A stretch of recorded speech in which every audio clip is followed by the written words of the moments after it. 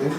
و در برای انتخابات تا 10 سالهای آخر حزبی نوشته شده وحدت فعالیت میکرد در جامعه مردم بشناسند در به حزبی ما کردن با اون میپیوندند. خب خواهش میکردم موقع خود رو اویدی به هم آمدن یعنی حزب وحدت صفر وحدت به حزب دموکرات یعنی وصل شدن با ما خب موقع خودشون مثلا اعضای شورای سیاسی نشان زی بی‌طرف وحدت در تاریخ میماند همچون یک حزبی یعنی ثبت نام نشده که بود همچون حزبی جمهوری پروگرسیو که قبلا بودیم مثلا هم خیلی نامش میماند لیکن همچون حزب دموکرات شما معرفی میشه شما را تبریک میگیم خوش آمدید میگیم هم تبریک هم خوش آمدید حزب دموکرات خوش آمدید ما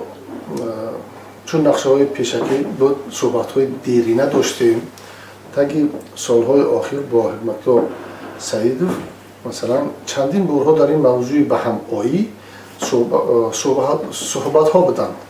البته پیشنهاداتی که با کی میپیوندد نبود ولی در صحبت های خاصه موقع ما همه وقت یک بود یعنی موقعی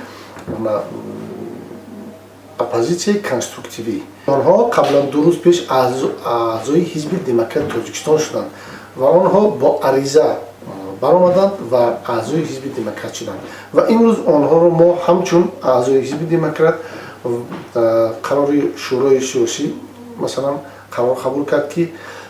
حکمت‌الله سعیدزاده جانشینی حزب دموکراتی تاجیکستان و 3 نفر دیگر عضو شورای سیاسی حزب دموکرات تاجیکستان. بارها تلاش کردیم برای ثبت نام میسرمون نگشت و خلاصه اومدیم یعنی ریاست به خلاصه اومد که باید با یگان حزب ثبت نام شده بپیوندیم و ما در این مسئله بسیار مدت ها فکر کردیم و اندیشه کردیم که ما حزب رو برای خود قبول بدانیم که و حزب و اندیشه ها و غایه های موافقت کنند و ما این رو در حزب دموکرات تاجیکستان یافتیم و غیر از حزب دموکرات